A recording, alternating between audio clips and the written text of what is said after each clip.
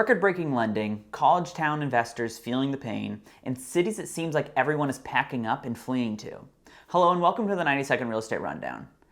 Yeah, it probably looks like we're packing up and fleeing, but it's literally just down the street. Hi, I'm Jordan Norris, and these boxes and all this stuff, they're getting old. So let's get to the top real estate headlines.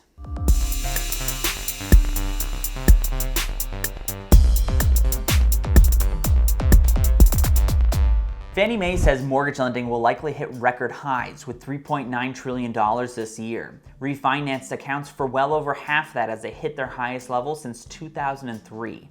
These record-breaking numbers have been driven by ever-shrinking interest rates. We're on track to hit an average annual rate of 3.1% for this year, the lowest on record.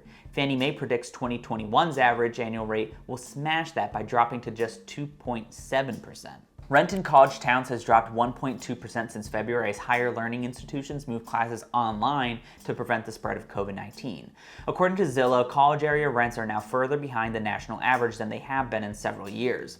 It's estimated that 44% of all colleges and universities are operating classes mostly or fully online, and that 2 million more college-age students are living at home compared to last year as a result of the pandemic.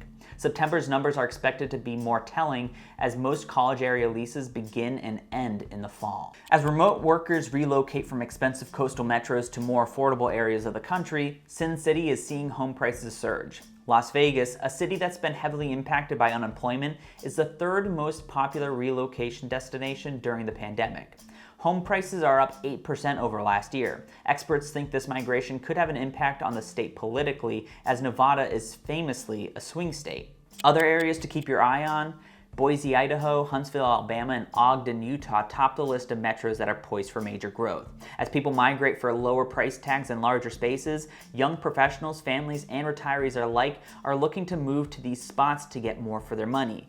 Based on analysis from Zillow, how quickly a home sells, the share of homes sold above list price, and forecasted home value growth put these cities above historically popular spots like New York City and Los Angeles. That's the news for this week. We've got a surprise for you next week. The show will probably look a little different, but that's all I'll say. You'll just have to suffer in suspense until then. See ya.